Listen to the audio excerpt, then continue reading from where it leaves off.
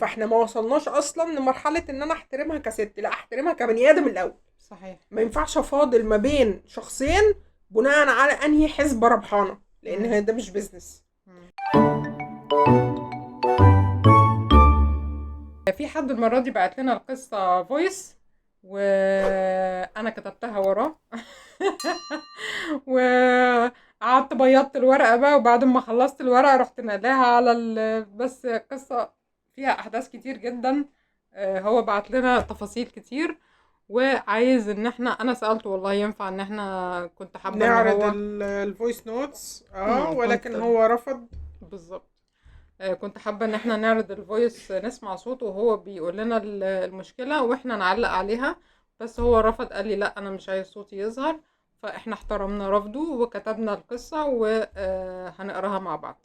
فاحنا من خلال الموضوع ده حابين نأكد على حتة ان احنا صفحتنا على الفيس فتحنا عليها الرسائل، اللي حابب يبعت فويس او رسائل مكتوبة ونرد عليها في الحلقات بتاعتنا، اكتبوا لنا، ابعتوا لنا على رسائل الصفحة، دايما بتبقى اللينك بتاعها موجود في الديسكريبشن. بالظبط بالظبط. يلا. فعندكم دلوقتي الاوبشن بان انتوا لو مش عايزين تكتبوا، تبعتوا لنا الرسائل بصوتيه، تتكلموا وتسجل الرساله. بس اكتب لي في اخر الرساله اذا كنت موافق ان انت تنزل الرساله بصوتك، او لا. اكتبها يعني، تخليها اقول لي يعني انا عايزها مسموعه او عايزها مكتوبه، علشان رد الرسائل بيبقى رد الكتروني. ما انا مش انا اللي برد عليك، يعني في فريق بيرد بالظبط، في عليك. فريق بيرد. خلاص. يلا نشوف. يلا بينا. طيب. ال معانا النهاردة حد بيقول لنا مساء الخير، أنا اسمي سين، مش هنقول بقى الاسم. خلاص. وعندي 61 سنة، متزوج من سنة 98، وعندي 4 أولاد، 3 أولاد وبنت واحدة، ولد كبير وبنت كبيرة وبعدين ولدين. ما شاء الله. الزواج كان صالونات. تمام. انا ما عرفتهاش اصلا، هي بنت ناس وكده. قعدنا فترة في الاول مشاكل خفيفة عادية، هي اصغر مني ب10 سنين. تمام، اللي هي المشاكل بتاعة البدايات دي، اللي هو احنا اه. مش مطبعين على بعض والحاجات دي. انا شغال في مكان فيه ستات كتير، زي مكان اداري كده في مستشفى او حاجة زي كده. هي كانت من النوع الشكاك، فاتصاحبت على زمايلي لما كانت بتجيلي، وكانوا بيبلغوها كل حاجة عني. اوكي. حد بيضحك معايا، حد بيتكلم معايا، ويقولوا لها ده هيتجوز وكده. ماشي، دول ده هم زمايلك دول ولا عايزين هيلبسوك مصيبة هيتجوز وكده. والكلام ده طبعا كان بيعمل مشاكل ما بيننا كتير. فانا قلت لها خلاص انا هتجوز عليكي، وطبعا هي ما صدقتش، وانا اتجوزت فعلا.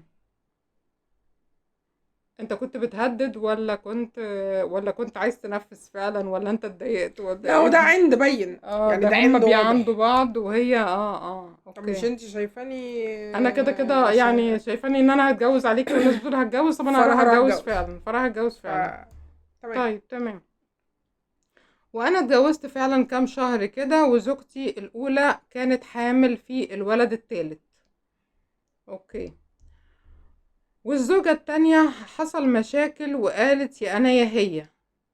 الزوجة التانية كانت عارفة إني متجوز، بس كانت عارفة إن أنا في ترتيب انفصال وكده. فأنا فكرت وحطيت الاتنين في كفتين طبعا. طبعا الكفة بتاعت الزوجة الأولى رجحت علشان أنا أعرفها وعندها أولاد، والتانية دي كانت جوازة كام شهر بس ومعرفتهاش، ومفيش أولاد بينا، وكانت متجوزة ومتطلقة مرتين. وقلنا اللي بينا عقد عرفي، نقطع العقد وكل واحد يروح لحاله. وعملنا كده فعلا ومشيت.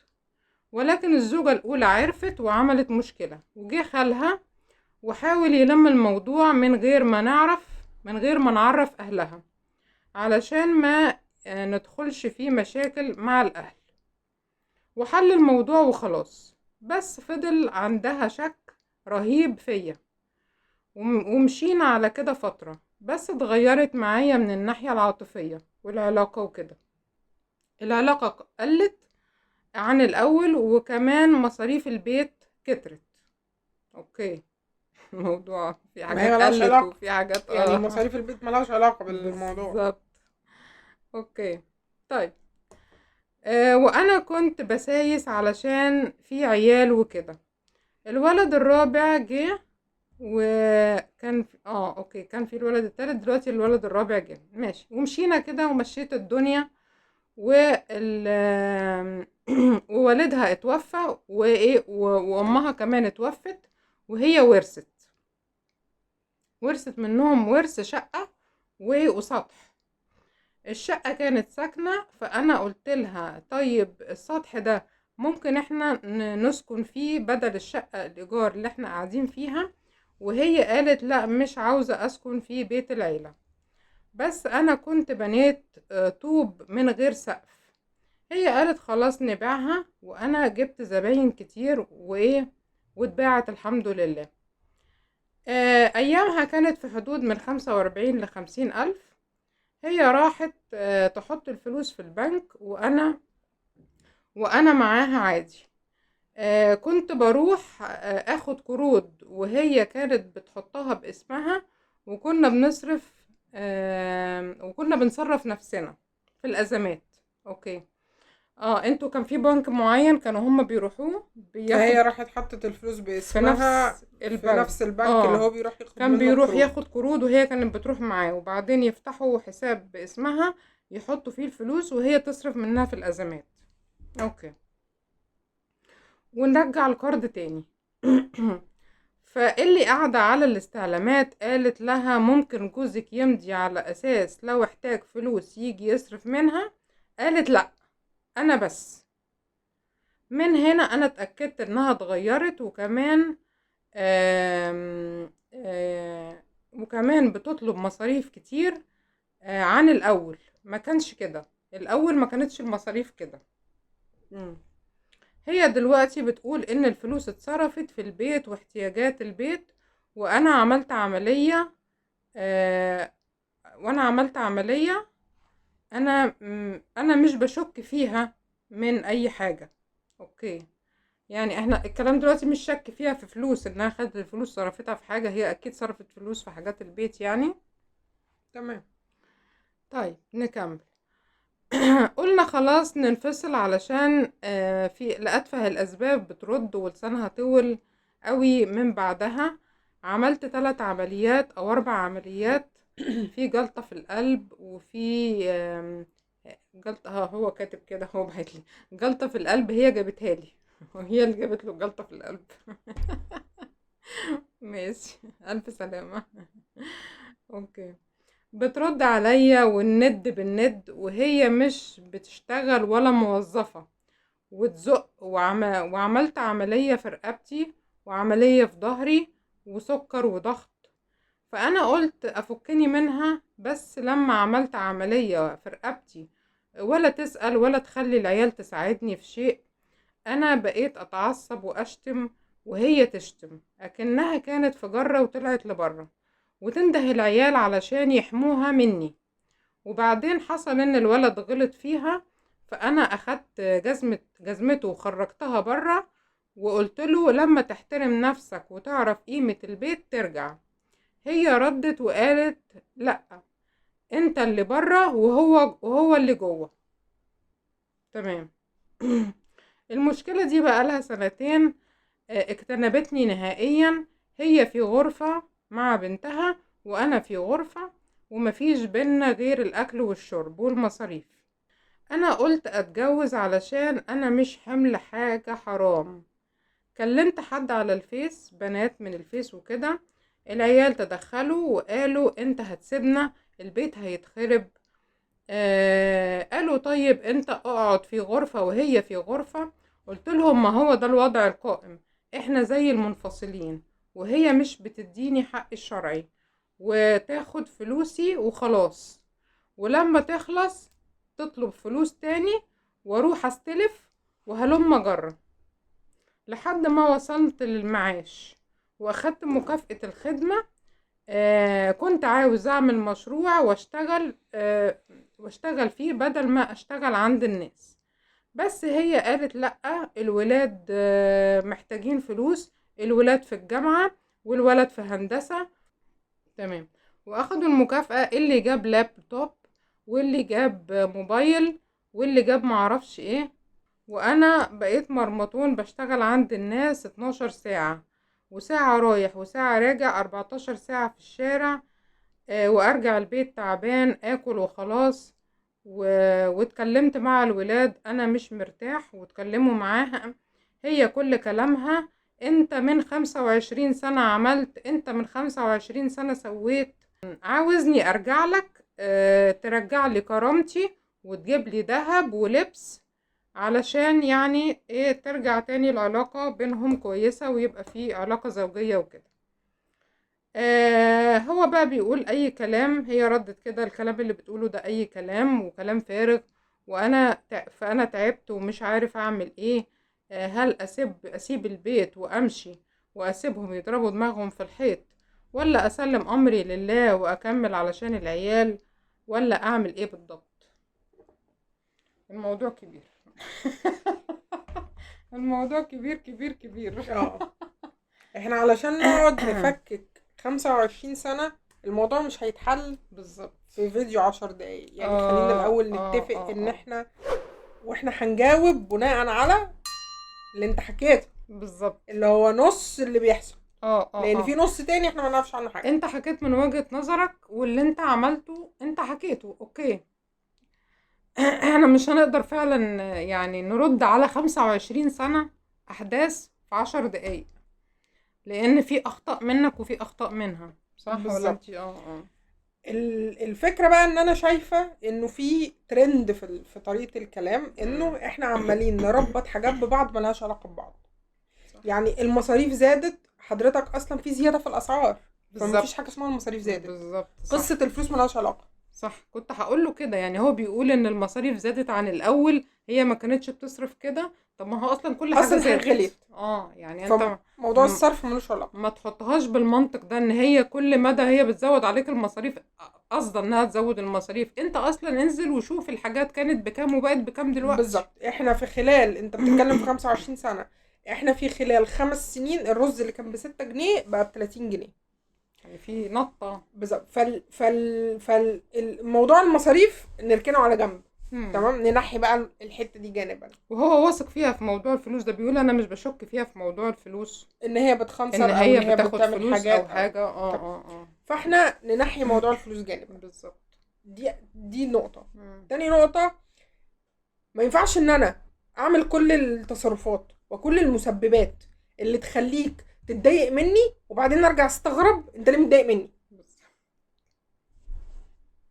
ما ينفعش ان انا اقول لها ان هي يبقى كل زمايلي في الشغل بيروحوا يحكوا لها ان انا بهزر مع دي وبتكلم مع دي ومش محترم مراتي، وده انا ده عايز يتجوز، ده عايز يعمل، فاقوم انا اروح اثبت لها واروح اتجوز فعلا، وبعدين اتضايق اقول هي اتغيرت معايا.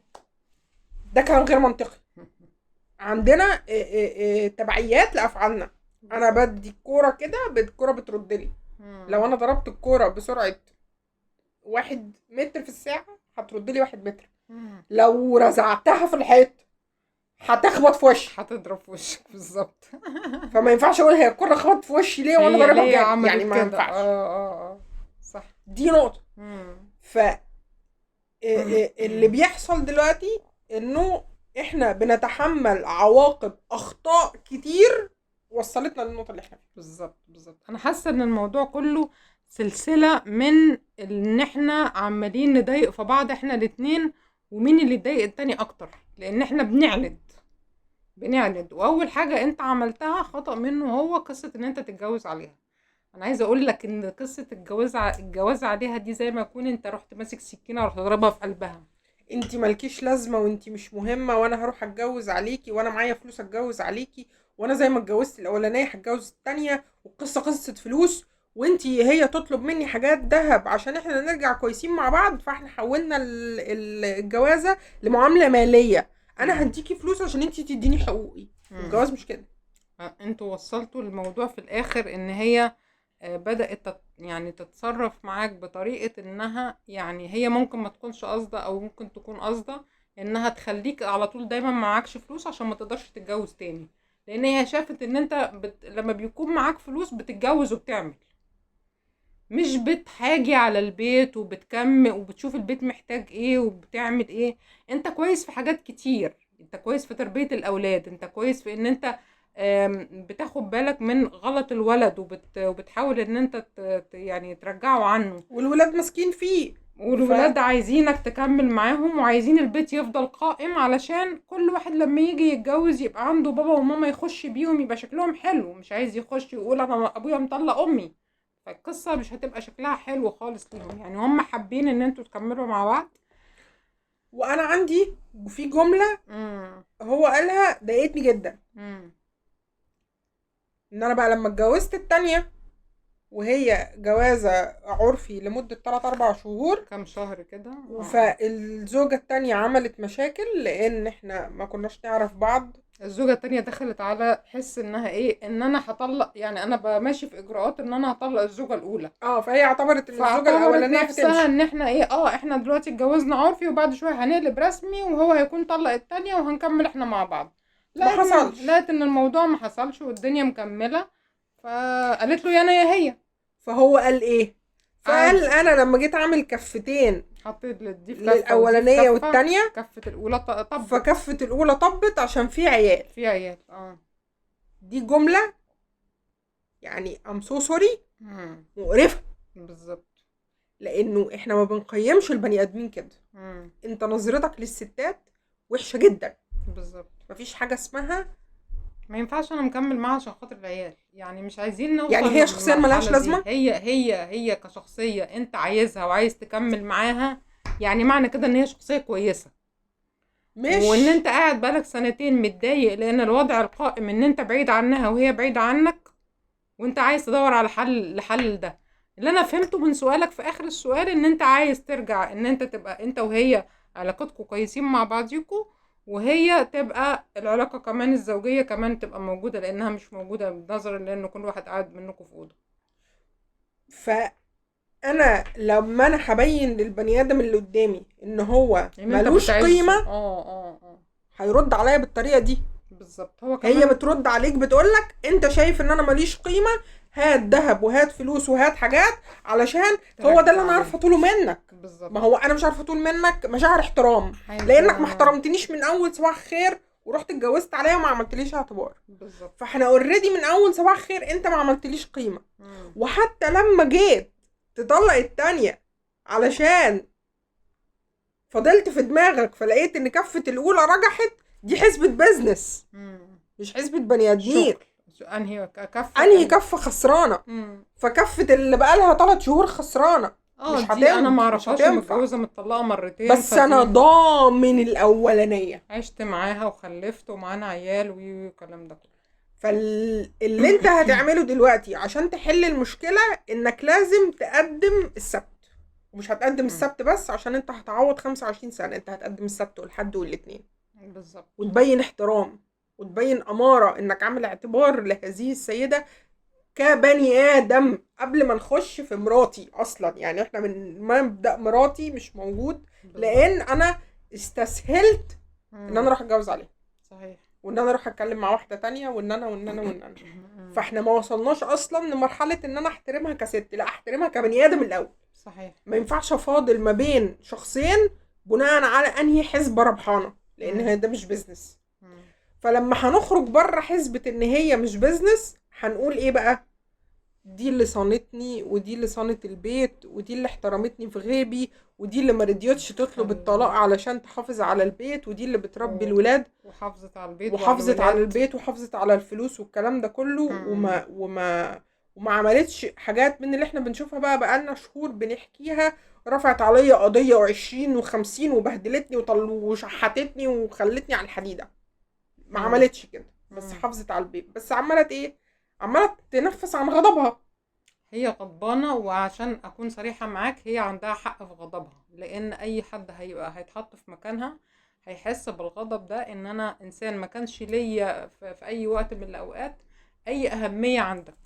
فعشان كده هي كمان عايزة ترد لك الألم ده بأي حاجة يعني أي حاجة بتطولها منك عايزة ترد لك الألم ده. عايزة تقفش حاجة في التليفون عايزه تقفش عماله الفلوس. تدور وراك بقى، انت بتكلم ستات، انت بتعمل، وكل الحاجات دي انت عمال تغيظها بيها وتضايقها ايه، ويعني بتدوس على فاهم ان في تعويره، واحنا عمالين كل شويه ندوس تعويره تبدا تخف، تقوم انت ايه عامل حاجه تروح دايس على التعويره تاني، تبدا تخليها تقوم تاني تهيجها وراك. والجمله التانية برضو اللي ضايقتني انه بيقول ايه، بقت لسانها طويل وبترد عليا الند بالند. طب ما هو انا اصلا في الاول سبقت ان هي لما قالت ايه ده انت هتتجوز عليا ومش عارف ايه، فانا عاندت معاها ونزلت معاها الند بالند، وقلت لها طب انت شاكه ان انا هتجوز فيكي؟ طب انا هتجوز عليكي، ان انا بشك فيك، فانا هروح اتجوز عليكي. انا اللي يعني المفروض ان انا كراجل لما اكون بتعامل مع مشاعر الانثى ان انا ابقى رفيق، وان انا ابقى هادي، وان انا المفروض تهديها اطبطب وتطمنها، مش فمش انت ان اللي تروح انا تعمل فعلا الحاجه اللي هي متضايقه بالظبط. منها او الحاجه اللي خايفه منها. طب ما هي خايفه منك على طول في طول الوقت، ان انت ممكن هي تروح تتجوز عليها وتسيبها، هي تشيل بقى المسؤوليه وتكمل هي. يعني هي انت كنت حرفيا بتقول لها انت كنت بتكلمي نفسك. انا هروح اتجوز عليك. فمش ان انا انزل بالمستوى ان هي مستواها اقل، لا، انزل بمستوى المشاعر، بمستوى ان انا انزل ان انا بالمستوى، ابقى رفيق، وان انا ابقى ان انا رحيم، وان انا اطبطب. يعني هي في تخوف عندها من اول الجواز ان انت عندك استعداد، او ان انت شغلك كله مع بنات ومع ستات والكلام ده كله، وفي خوف وفي قلق من حاجات معينة. انت بدل ما انت تطمنها من الحتة دي، رحت انت مأكد لها الخوف، مأكد لها النظرية، أكدت لها خوفها منك. فما ينفعش ان انا بقى لما انزل بالمستوى المشاعر وهي تقول لي انا بشك فيك ان انت هتتجوز عليا، فانا اروح اتجوز عليها، لما هي بتيجي بعد كده تعاملني الند بالند ما اتضايقش انا بقى. بالظبط. ما عايزه اتضايقش. اقول لك انه كل اللي حاصل بقى بعد كده، يمكن انا مش موافقه معاه، يعني انا مش موافقه على او مش راضيه بيه انها يبقى هي ترد عليك والند بالند، وان انتوا الاثنين تقفوا تشتموا بعض، والعيال تقف تحضر الكلام ده، وان هي توقف العيال عشان يحموها منك. انا مش موافقه على الوضع ده، تمام، ولكن انت اللي بدأت بيه. هي بتنفس عن اللي هي عن غضبها منك، هي متضايقه من اللي انت عملته، وكل ما بتفتكر وكل ما بيجي مشكله جديده، فبتبدا هي الكلام القديم يتعاد تاني في دماغها، وتكبر الدنيا وتقف تشتم، ان انت شتمت، انت كمان جرأتها ان هي تقف تشتمك، فبقينا واقفين في سواقه. احنا كده ما حلناش حاجه. انت عندك مشكله ان انت تعبان ودخلت عمليات وعملت عمليه والولاد ما بيقوش يعملوا، طب اطلب من الولاد عادي، يا ابني تعالى ساعدني في كذا، يا بنتي تعالي ساعديني في كذا. انما ان هي تقول لهم ما تساعدوش بابا، فانت هي ينفع انها تقول ما تساعدوش بابا؟ فاحنا يعني عمالين نرد الند بالند في كل حاجه. انتوا كمان يعني شوف، يعني في نسبة اكيد من الوقت اللي عدى ده كله والمشاكل اللي فيه، انتوا اثرتوا كمان على تربية الولاد. يعني ممكن يكون كمان العيشة اللي انتوا عشتوها والمشاكل اللي انتوا قابلتوها اثرت عليهم نفسيا. ربنا يستر ما يكونش الكلام ده عمل عندهم عقد نفسية من الجواز او من الارتباط او الكلام ده كله، كل واحد يخش يعمل مشاكل في حياته الزوجية هو كمان. الفكرة في ان انت يعني انت بتقول بعضمة لسانك ان انت في اول الجواز احنا اتجوزنا صالونات، انا ما عرفتهاش، هي بنت ناس وكده، تمام. دي مش حاجات، دي كان يتبعها بقى ايه، ان انتوا بعد ما تتجوزوا تعرفوا بعض انتوا الاتنين، هي تعرفك انت بتحب ايه وما بتحبش ايه، وبتكره ايه وما بتكرهش ايه، وبتعمل ايه وبتعملش ايه، وحياتك هتمشيها ازاي، وبتخطط لحياتك هتعمل ايه، وكل ترتيباتك في حياتك هتعملها ازاي عشان هي تساعدك وتقف معاك، ويبقى في عشره يبقى في شريك، وموده وحاجات بنبني عليها. وانت كمان تعرف هي نفسها تعمل ايه في حياتها، عايزه تروح ازاي، عايزه تبقى فين، عايزه تبقى في انهي مكانه، بتحلم بايه، عايزه يبقى وضعها عامل ازاي، عشان انت كمان تساعدها للمكانه دي. فوصلنا في الاخر بعد 25 سنه ان احنا ما نعرفش حاجه عن بعض، وما زلنا واقفين لبعض الند بالند، وواقفين بنشتم بعض. طب ما هو كل ده ينم عن ان مفيش كوميونيكيشن بقى، احنا ما بنتكلمش في اي حاجه، كل ما الدنيا بتسوق والدنيا بتسوق. بالظبط. نلخص كل هذا الكلام، نوصل نحطه في لنقطة، نقاط. نوصل للنقطة بقى الأساسية اللي احنا المهم. نعمله دلوقتي. خلاص احنا فصصنا القديم بالظبط. وطلعنا الحاجات اللي ملهاش علاقة، شلنا الفلوس المشاكل على جنب وشلنا موضوع مش عارف ايه على جنب والكلام ده كله. تمام. واحنا اتفقنا انه خدوا فلوس المعاش ومش عارف ايه عشان خاطر هي مش عايزك تمسك فلوس عشان ما تروحش تتجوز، فانت اضطريت تروح تشتغل عشان تكمل صرف على البيت. تمام خلاص اوكي ده حصل. نقلب اللي فات ده بقى كله عشان نقدر نبتدي ناخد اكشنز نحل بيها المشكلة دلوقتي. انت هتقعد مع نفسك، انا عايز هذه الشخصية بقى اللي بعد ما العيال تتجوز وكل واحد يروح بيته ونبقى قاعدين وشنا في وش بعض، هل هذا الشخص الونيس اللي انا عايز اقعد معاه؟ هنشتغل على ان احنا نقعد نتكلم ويبقى في بينا مودة ورحمة على شوية الاكل اللي هنعملهم وشوية التلفزيون اللي هنعملهم وفردين الصلاة اللي هنصليهم، ولا هنفضل برضو قاعدين نقر ونقير ومسكين اللي بعض على الكلمة؟ هو هذا الشخص احب اقولك ان لازم انت اللي تبتدي، هي مش هتعمل حاجة. لازم انت اللي تسبق، لازم انت اللي تروح تقول الكلمتين الحلوين، لازم انت اللي تروح تبوس الايد، لازم انت اللي تروح تحضن، لازم انت اللي تقدم الهدايا، عشان هي مش هتعمل ده لان انت بالفعل بينت لها ان هي ملهاش قيمة من 25 سنة. بالظبط. فهي مش هتسبق لان هي مش هتنزل كرامتها. ليه؟ لان انت اول حاجة عملتها وجعتها في كرامتها، فخلاص وصلنا لهذه النقطة. مين اللي هيسبق بالمصالحة وبالهدنة وبالهدوء؟ انت. بالظبط. يعني انت بتقول في الاخر انا اعمل ايه، اسيبهم ولا اكمل ولا اعمل ايه؟ لا بص، يعني زي ما انت زي ما كده فاطمه قالت، انت لازم تقعد تفكر مع نفسك وتشوف انت عايز تعمل ايه. انا ما ينفعش اقول لك سيبهم واضرب دماغك في الحيط وروح اتجوز واحده تانية، وما ينفعش اقول لك كمل معاهم. انت عايز تعمل ايه من جواك؟ فكر من جواك، شوف الست دي، عشان الست دي هي دي اللي هتكمل معاك بعد ما تجوز العيال. فالفكرة دلوقتي اللي انت لازم تقعد تفكر فيها مع نفسك، مش انا هقعد عشان خاطر العيال، لا، انت هتقعد عشان خاطر العيال وعشان خاطر الست دي كويسة.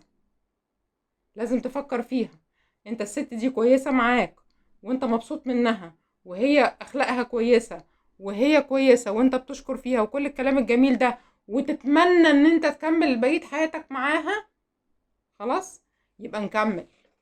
يبقى نبدأ بقى.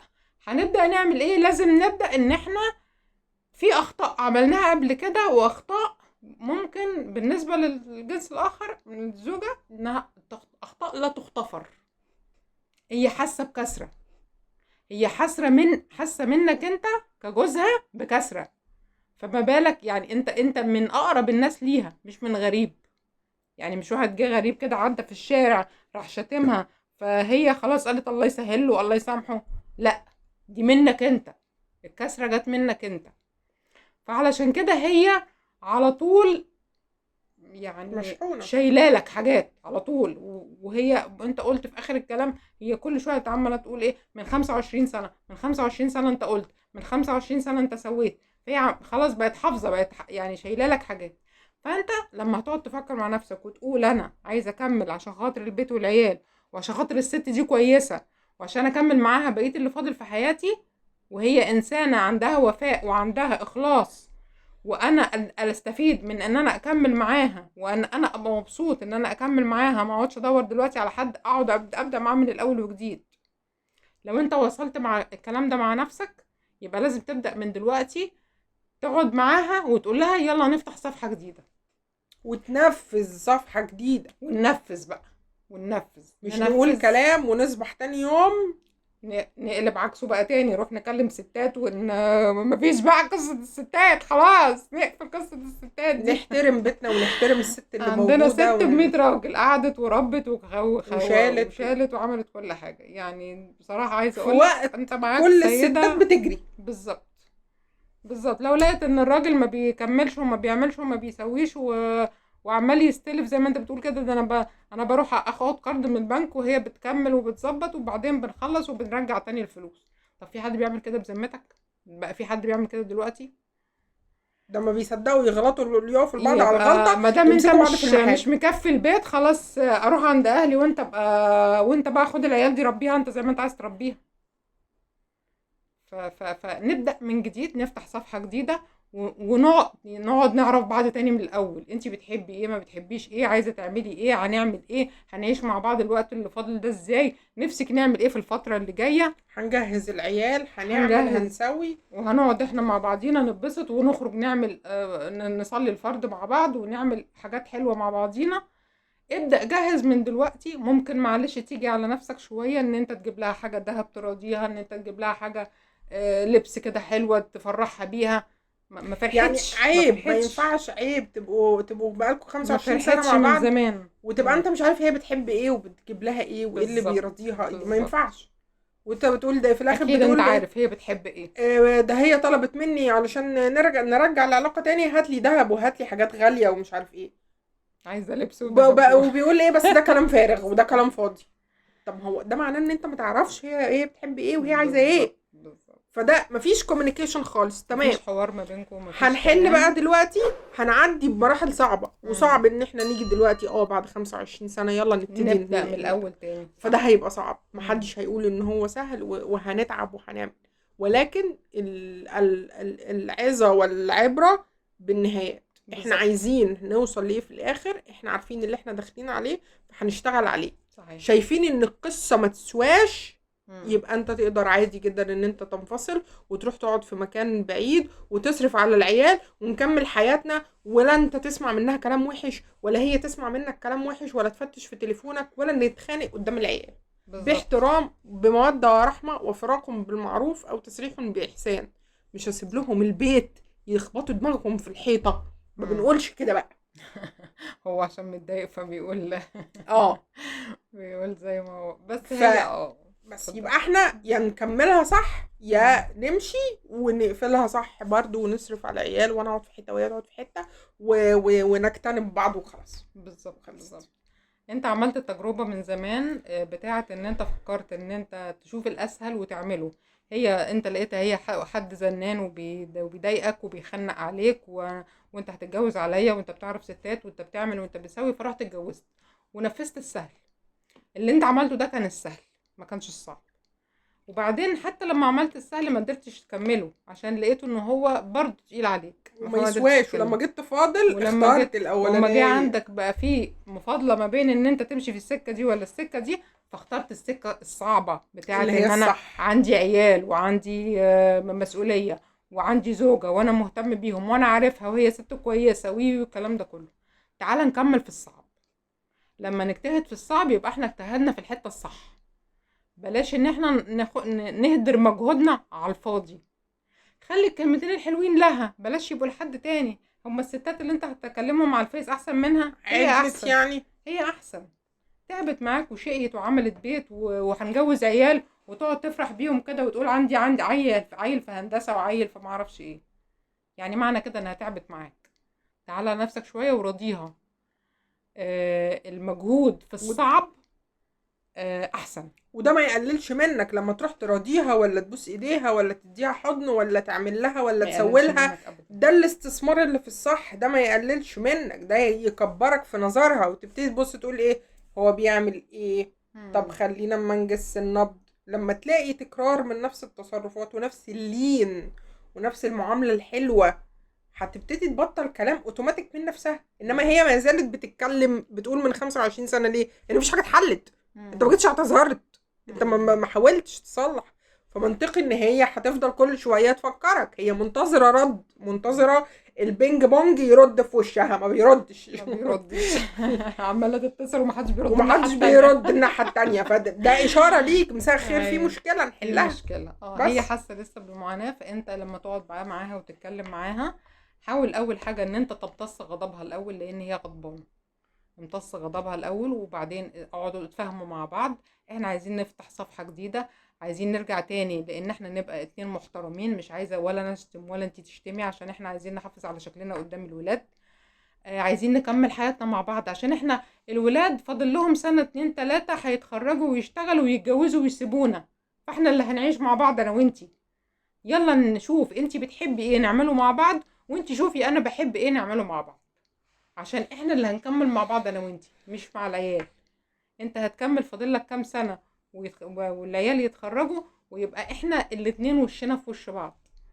فلما احنا نجتهد احنا الاتنين مع بعض، ده هو ده الاجتهاد الصح.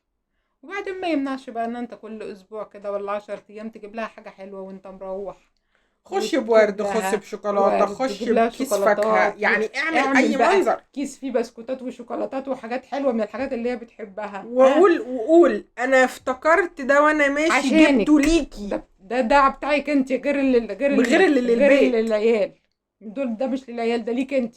اديها انت هي عارف الحاجات اهميه. الصغيرة دي هتفرق معاها، والله هتفرق معاها. بس كده اظن ان احنا قلنا كل حاجة قلنا كل صح، حاجه. اديناك البرشامة في الزتونة، اوعى بالظبط بقى كده. تخيب معاك وبقى يعني خلاص بقى. كلمنا وقول لنا عملت ايه. بالظبط.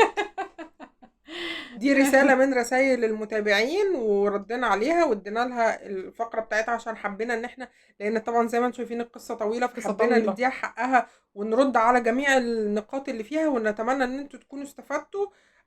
بس كده. يا رب اكون قدرت ارد عليه وافيده وارد على كل حاجة هو كتبها، وكتب تفاصيل كتير. عايزة نقول بقى للمتابعين يعملوا لنا سبسكرايب بالظبط. اتفضلي اوعوا اتفضلي، المايك اوعوا معاكي. انت اللي ماسكة التابلت، قولي لهم. ايوه. اوعوا بقى ما تنسوش تعملوا لايك وسبسكرايب علشان تشوفوا كل جديد. وزي ما قلنا لكم بقى، تعملوا لنا اللي عنده بقى اي مشكله او اي سؤال، بقى ابعتوا سهل لنا على رسالة دلوقتي ان هو الصفحة. يكتبها لنا على رسالة الصفحه او يسيبها لنا فويس كمان. او هنرد عليها على طول في وهنرد عليه اقرب وقت. ان شاء الله. بس خلاص، كده، باي باي. باي باي.